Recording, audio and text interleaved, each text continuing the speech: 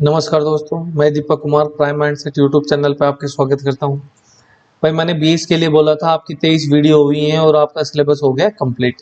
ठीक है ना। पहली बात तो ये है, आज जो पढ़ रहे हैं ये क्वेश्चन आए हुए हैं। ठीक है ना। इन टॉपिक्स पे कुछ कुछ क्वेश्चन पूछे गए हैं। ठीक है ना। तो ये आपके पास, ये सोच लो आपके पास इंपॉर्टेंट टॉपिक है। ठीक है ना। कोई इनकी डेफिनेशन नहीं है, कोई चीज नहीं है, जो चीज बताई जाए उन चीजों को याद कर लेना। ये मेन मेन पॉइंट्स हैं। ठीक है ना। आपके मेरे ख्याल से 5 से 10 पेज के होंगे। इनको रट लेना, याद कर लेना, इनसे रिलेटेड क्वेश्चन पूछे गए हैं। ठीक है ना। वो आपके ऊपर है, सिलेबस आपका वहां तक था वो हो गया कंप्लीट। ठीक है। ये आपके इंपॉर्टेंट इंपॉर्टेंट टॉपिक्स हैं। ठीक है। इनसे रिलेटेड, पर्सनैलिटी से रिलेटेड। ठीक है ना। पर्सनैलिटी मेजरमेंट से आपके पास पूछे गए हैं कि कौन कौन सी टेक्निक्स है पर्सनैलिटी मेजरमेंट की, कौन कौन सी आपके पास टेक्निक्स हैं। नाम दे देता है, नाम बताओ। ठीक है ना। तो आपके पास जो पर्सनैलिटी जो मेजरमेंट है, ठीक है ना, और जो आपकी प्रोजेक्टिव टेक्निक्स हैं वो आपके पास कौन कौन सी हो जाएंगी। आपके पास एक तो रोड्स इंक बोर्ड टेस्ट हो जाएगा, जिसके अंदर हम 10 कार्ड का यूज करते हैं। एक आपके पास होता है थीमेटिक अपीरस्पेशन टेस्ट। ठीक है ना। ये आपके पास क्या होता है, इसके अंदर आप स्टोरी क्रिएट करते हो बेस्ड ऑन ए पिक्चर। ठीक है ना। ये तो मान लो आपने कभी इंटरव्यू वगैरह दिया होगा, या आप कभी बैठे हो नेवी एयरफोर्स के अंदर, उसमें भी आपके पास जो आपका इंटरव्यू होता है उसके अंदर एक पिक्चर दे दी जाती है। ठीक है। उसको शो किया जाता है और उसके ऊपर आपसे ऐसे लिखवाया जाता है कि इसके बारे में आप क्या जानते हो, इनके ऊपर कुछ बातें लिखो या खड़े होके इनके बारे में कुछ 100-200 शब्द बोल लो। तो ये आपके पास क्या हो जाएगा, पर्सनैलिटी मेजरमेंट के लिए आपके पास थीमेटिक अपीरस्पेशन टेस्ट हो जाएगा, अपीयर स्पेशन टेस्ट हो जाएगा। उसके बाद आपके पास रोड्स इंक बोर्ड टेस्ट हो जाएगा। दो चीज हो गई आपके पास। तीसरा आपके पास पर्सनैलिटी मेजरमेंट या प्रोजेक्टिव टेक्निक कौन सी हो जाएगी आपके पास, सेंटेंस कंप्लीशन टेस्ट। ये क्या होता है, आपको हाफ स्टोरी लिख के दी जाएगी, उसके बाद आपको कंप्लीट करनी है एक स्टोरी को। ठीक है ना। Sentence in their own words, और अपने शब्दों के अंदर कंप्लीट करनी। ठीक है ना। आपको हाफ स्टोरी लिख के दी जाएगी, उसके बाद आप उस स्टोरी को कंप्लीट अपने शब्दों के अंदर कंप्लीट करोगे। ठीक है ना। उसके अलावा अदर एग्जांपल क्या बन जाएगी, वर्ड एसोसिएशन हो जाएगा, dry man, house tree person. ये भी आपके पास क्या हो जाएंगी, टेक्निक्स हो जाएंगी। लेकिन मेन आपके पास 3 हो जाएंगी। एक तो रोसरेज इनवोक टेस्ट, थीमेटिक अप्रिशिएशन टेस्ट हो जाएगा, सेंटेंस कंप्लीशन टेस्ट हो जाएगा। इनको याद कर लेना। ठीक है ना। प्रोजेक्टिव टेक्निक्स हो जाएंगे आपके पास पर्सनैलिटी मेजरमेंट में। ठीक है ना। पर्सनैलिटी मेजरमेंट के अंदर प्रोजेक्टिव टेक्निक्स हैं ये आपके पास, याद कर लेना इनको। अदर एग्जांपल इसके, एक तो वर्ड एसोसिएशन भी एक टेक्निक्स है, ड्राई पर्सन और ट्री हाउस ट्री पर्सन भी आपके पास क्या है, टेक्निक्स हो जाएगी। उसके बाद आपके पास सोशियोमेट्री टेक्निक्स हो जाएगी, इन्वेंटेड की किसके द्वारा की गई, जेएल मोरिनो के द्वारा। ठीक है ना। अब सोशियोमेट्री, ये क्वेश्चन आया हुआ है भाई।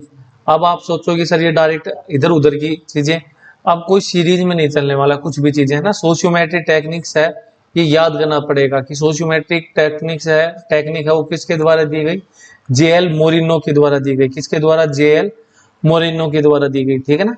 उसके बाद आपको पर्सनैलिटी मेजरमेंट में प्रोजेक्टिव टेक्निक्स बता दी, ये प्रोजेक्टिव टेक्निक्स है, पर्सनैलिटी मेजरमेंट की प्रोजेक्टिव टेक्निक्स है, उनको याद कर लेना। ठीक है। बात करें आगे, टाइप ऑफ डिफेंस मैकेनिज्म, आपके पास कौन कौन से डिफेंस मैकेनिज्म है, डिफेंस मैकेनिज्म से क्वेश्चन पूछता है। ठीक है ना। अब क्या बताओगे, विड्रोवल क्या होता है, पहले आपके पास ये होता है escaping and removing one self from A stressful situation. आप किसी स्ट्रेसफुल मतलब मुसीबत में फंसे हुए या स्ट्रेसफुल सिचुएशन के अंदर हो, वहां से अपने आप को रिमूव करना या निकालना ही क्या कहलाता है, विड्रोवल कहलाता है। विड्रोवल क्या होता है, निकालना। पैसे क्या करते हो, निकालते हो। एटीएम से पैसे क्या करते हो, विड्रोल करते हो। बैंक से पैसे क्या करते हो, विड्रोल करते हो, मतलब निकालते हो। तो ये क्या हो गया, विड्रोल करोगे कैसे, एक स्ट्रेसफुल सिचुएशन है। सॉरी, आराम से करवाता हूँ मैं अब, है ना, मेरे को लग रहा है स्पीड थोड़ी ज्यादा है। विड्रोल करते हो, विड्रोल क्या करोगे आप, मान लो आप किसी मुसीबत में फंस रहे हो। ठीक है ना। तो उस मुसीबत से निकलना या स्ट्रेसफुल जो सिचुएशन है वहां से निकलना क्या क्या कहलाएगा आपके पास, विड्रोवल हो जाएगा। ये आपके पास पहला डिफेंस मैकेनिज्म है। दूसरा आपके पास आता है आइडेंटिफिकेशन। ठीक है ना। आइडेंटिफिकेशन क्या होता है, adopting the character and trades of another person. ठीक है ना। मॉडलिंग भी ऐसा ही था, पता है आपको, पढ़ा है आपने। किसके अंदर, सोशल थ्योरी ऑफ लर्निंग के अंदर, ठीक है ना, बंडूरे के द्वारा दी गई थी।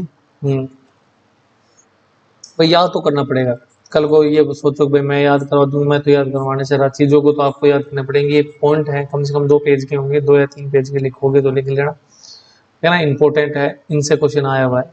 तो डिफेंस मैकेनिज्म, अगला आइडेंटिफिकेशन क्या होगा, विड्रॉल से मतलब किसी सिचुएशन से अपने आप को निकालना। दूसरा आपके पास क्या हो गया, आइडेंटिफिकेशन। आइडेंटिफिकेशन मतलब किसी के बिहेवियर को क्या करना, अडोप्ट करना, वो आपके पास क्या हो जाएगा, अडोप्टेशन हो जाएगा, ठीक है, आइडेंटिफिकेशन हो जाएगा। उसके पास डिस्प्लेसमेंट है, redirecting emotions from a dangerous target to safer one. अब आपको किसी चीज के ऊपर गुस्सा आ रहा है, ठीक है ना, मान लो आपको सीएम पे गुस्सा आ रहा है, आपको उसका कर सकते हो, या आपको मान लो एचएसएससी के ऊपर गुस्सा आ रहा है, आप उसका कुछ कर सकते हो, नहीं कर सकते। आप फेल हो गए, या आपके नंबर कम आए, या पेपर आपका भाई कठिन आ गया, डिफिकल्ट आ गया, उसके कारण आपका नंबर नहीं आया, रिजल्ट आया, उस वक्त आपको गुस्सा आ रहा है, वो गुस्सा आप मान लो अपने मिसेज पे निकालते हो, अपने घर वालों पे निकालते हो, यार बोलना मना मैंने बता दी, दोस्तों पे निकालते हो, वो क्या हो जाएगा। एक इसका कहने का मतलब, डिस्प्लेस का मतलब ये है, आपके पास 2 आदमी है, ठीक है ना, तो जो आपके पास स्ट्रोंगर पर्सन होता है, आपके पास स्ट्रोंगर पर्सन से वीकर पर्सन के ऊपर आप क्या करते हो, आपका गुस्सा निकालते हो, तो वो आपके पास क्या हो जाएगा, डिस्प्लेसमेंट हो जाएगा, ठीक है। उसके बाद रेशनलाइजेशन हो जाएगा, creating logical but false reasons to justify behaviour, ठीक है। डिस्प्लेसमेंट समझ में आया भाई। इस पे विड्रॉल का मतलब आप स्ट्रेसफुल सिचुएशन से दूर भाग रहे हो। आइडेंटिफिकेशन का मतलब किसी की आइडेंटिटी आपको अच्छी लगी, उसकी आइडेंटिटी को आप क्या कर रहे हो, अपने अंदर अडॉप्ट कर रहे हो। डिस्प्लेसमेंट का मतलब आपको किसी बड़े व्यक्ति पे, या जो अच्छा 6 फुट का आदमी है उस पर गुस्सा आ रहा था, उसका कुछ कर नहीं पाए, घर पे आके रोड़े कर रहे हो, ये है वो है, मतलब अपने एंगर को, जो सेफर पर्सन है, मतलब वो तो पता है कि यदि उसको मैंने उल्ट सुल्ट बोला 6 फुट हाइट फोड़ देगा मेरे को, तो कमजोर व्यक्ति के ऊपर आप गुस्सा निकालते हो, वो डिस्प्लेसमेंट हो गया। उसके बाद बात करें रेशनलाइजेशन की, तो रेशनलाइजेशन क्या होता है, creating a logical but false reason to justify behaviour. क्या करते हो, क्रिएटिंग लॉजिकल बट फॉल्स, भाई लॉजिकल तो है, आपने एक लॉजिकली कोई बात कही तो सही, लेकिन वो फॉल्स, अपने आंसर को या अपने बिहेवियर को जस्टिफाई करने के लिए आप क्या करते हो कि फॉल्स रीजन देते हो, ठीक है ना, झूठ बोलना, सीधी सी बात ये है, ठीक है ना, अपने आप को सही प्रूव करने के लिए झूठ बोलना, ये आपका रेशनलाइजेशन होगा, ठीक है ना। उसके बाद आपका प्रोजेक्शन हो गया। प्रोजेक्शन क्या होता है, attributing one's own acceptance feeling और थॉट्स टू अनोदर। मतलब एट्रीब्यूट का मतलब आप अपने विचारों को निकालते हो, वंस ओवन अनएक्सेप्टेबल फीलिंग्स, ठीक है ना, और थॉट्स टू अनोदर, आप अपनी जो खुद एक्सेप्ट नहीं कर पा रहे उन चीजों को, ठीक है ना, अनएक्सेप्टेबल फीलिंग्स, जो आपकी खुद के लिए अनएक्सेप्टेबल फीलिंग्स हैं, वो आप क्या करते हो, थॉट टू द अनोदर, दूसरे के ऊपर डाल देते हो, तो वो क्या हो जाएगा, प्रोजेक्शन। मतलब कोई गलत काम कर दिया आपने, और आपको भी पता है कि ये एक्सेप्टेबल नहीं है, तो आप क्या करोगे, मतलब अपनी चीजों को किसी दूसरे के ऊपर डाल देना ही क्या कहलाता है, प्रोजेक्शन कहलाएगा। उसके बाद रिग्रेशन होता है, reverting to the less mature. Reverting का मतलब होता है वापिस जाना, कहां पे, लेस मैच्योर स्टेज के अंदर, ठीक है ना।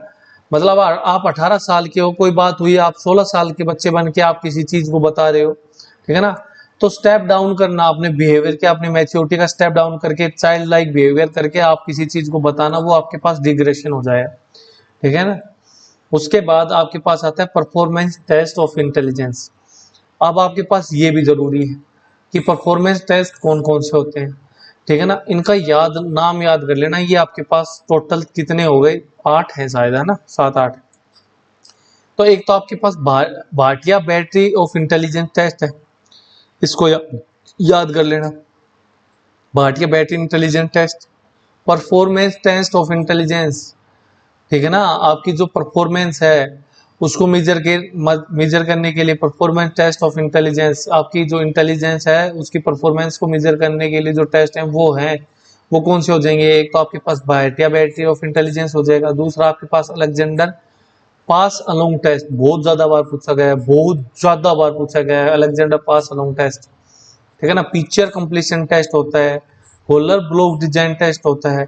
इसके अंदर क्या होता है, एक पिक्चर दी जाती है, वो गेम आता था ना छोटे फोन में कि उसकी फोटो को इस साइड करके एक फोटो कंप्लीट बनाना, ठीक है ना, वो आपके पास पिक्चर कंप्लीशन टेस्ट हो जाता है। उसके बाद पोलर ब्लॉक टेस्ट होता है, जो आपके पास आपने वो आता है ना रोलर, जो आप उसको घुमा घुमा के ब्लैक करते cube type structure, cube solve करना, ठीक है ना, ब्लॉक डिजाइन टेस्ट होता है।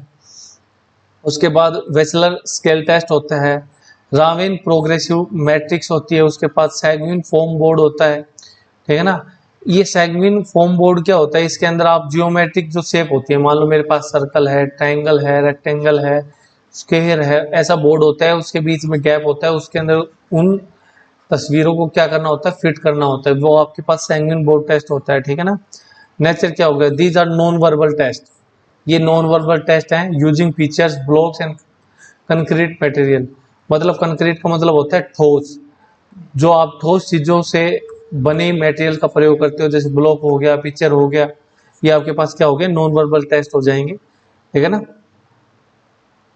उसके बाद बात करें एजुकेशनल फ्रेमवर्क की, तो एजुकेशनल फ्रेमवर्क की बात करेंगे तो आपके पास देखो, एक तो आपके पास स्पेशल एजुकेशन होती है, इंटीग्रेटेड एजुकेशन होती है, इंक्लूसिव एजुकेशन होती है और प्रोग्रेसिव एजुकेशन होती है, ठीक है ना।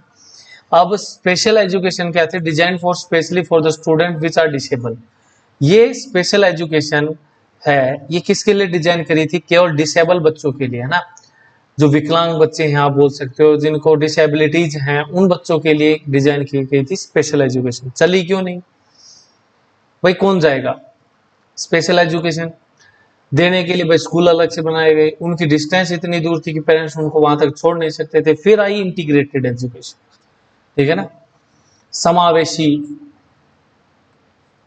ठीक है। वहां पे क्या हुआ कि placing students with disable into a general classroom with minimal adjustment, अब एक क्लासरूम के अंदर इंटीग्रेटेड क्लासरूम या एजुकेशन स्टार्ट की गई, जिसके अंदर आगे ये मान लो आपका बोर्ड है, यहाँ पे ये टीचर खड़ा है, आगे बैठा दिए नॉर्मल बच्चों को, और जो आपके पास डिसेबल बच्चे हैं उनको पीछे बैठा दिया गया, ठीक है ना। बच्चों ने जाना बंद कर दिया कि हमारे साथ अलग से व्यवहार किया जा रहा है, ये है वो है, तो इंटीग्रेटेड एजुकेशन भी आपकी फेल हो गई। इंटीग्रेटेड एजुकेशन का मतलब ये है कि भाई स्पेशल बच्चे और डिसेबल बच्चे साथ पढ़ेंगे, बट उनके साथ है ना जो व्यवहार है वो सेम नहीं किया जाता, ठीक है ना, उनको बराबर समझा जाता है। ये आपके पास क्या हो जाएगी, इंटीग्रेटेड एजुकेशन हो जाएगी। उसके बाद बात करें इंक्लूसिव एजुकेशन की, ठीक है ना, तो आपके पास इंक्लूसिव एजुकेशन हो जाएगी for all the students adapting the entire system to meet desired needs of every students, ठीक है ना। ये क्या है, जो इंक्लूसिव एजुकेशन थी ये सभी बच्चों के लिए, ऑल स्टूडेंट, जो डिसेबल है वो भी, नॉर्मल है उसके लिए भी, adapting the entire system to meet the drive need of every children. इसके अंदर क्या कहा गया है कि आपको हर वो चीज अपनानी पड़ेगी जो बच्चे की नीड है, और एक एक बच्चे की नीड का आपको क्या रखना पड़ेगा, ध्यान।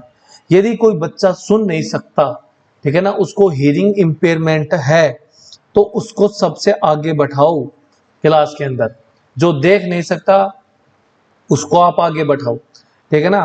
क्लास को इस तरीके से मेंटेन करो कि बच्चों को महसूस ना हो कि हमारे साथ अन्याय किया जा रहा है, ये आपके पास क्या हो जाएगी, इंक्लूसिव एजुकेशन हो जाएगी, ठीक है ना।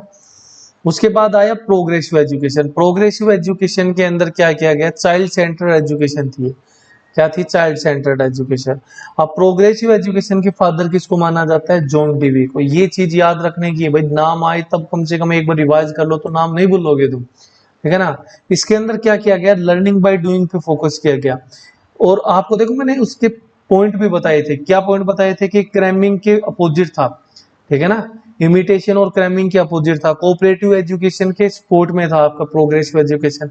पहले टीचर सेंटर्ड एजुकेशन होती थी, बाद में चाइल्ड सेंटर्ड एजुकेशन लाई गई। चाइल्ड सेंटर्ड एजुकेशन इंडिया में कौन लेके आए? गिज्जू भाई बधेका लेके आए, ठीक है ना। और आपका प्रोग्रेसिव एजुकेशन के फादर कौन हो जाएंगे? जॉन डीवी हो जाएंगे, ठीक है ना। तो ये चीजें हैं, इनको भाई याद करते चलोगे तो आपके लिए बेनिफिशियल होगा। आज के लिए इतना ही, और आगे मिलेंगे। यदि आपको अच्छी लगी चीजें तो आप लाइक शेयर सब्सक्राइब जरूर करें। और इस ये नोट्स हैं आपके पास, इनको यदि पाना चाहते हो तो आप मैसेज कर सकते हो 8295011655 पे, ठीक है। पेड रहेंगे नोट्स, 100 रुपीज। और यदि आप इंस्टाग्राम, टेलीग्राम, फेसबुक और आप यूट्यूब पे सब्सक्राइब करके आते हो, स्क्रीनशॉट सेंड करते हो, तो 50% ऑफ है, 50 रुपीज में आपको नोट्स दिए जाएंगे। वो आप पे डिपेंड करता है, आप इसको 8 घंटे लिख के कंप्लीट करते हो या आप नोट्स मंगवाते हो, वो आपके ऊपर डिपेंड है, ठीक है ना। यदि आपको कंटेंट अच्छा लग रहा है तो भाई सीधी सी बात है, यदि आप खुद बनाओगे, मैं तो ये नहीं कहता मेरे से मंगाओ, मैं तो कहता हूँ भाई आपसे लिखे जा रहे हैं ना, तो हाथ के हाथ लिख लो, क्योंकि लिखी हुई चीजें है ना याद रहती हैं, ठीक है ना।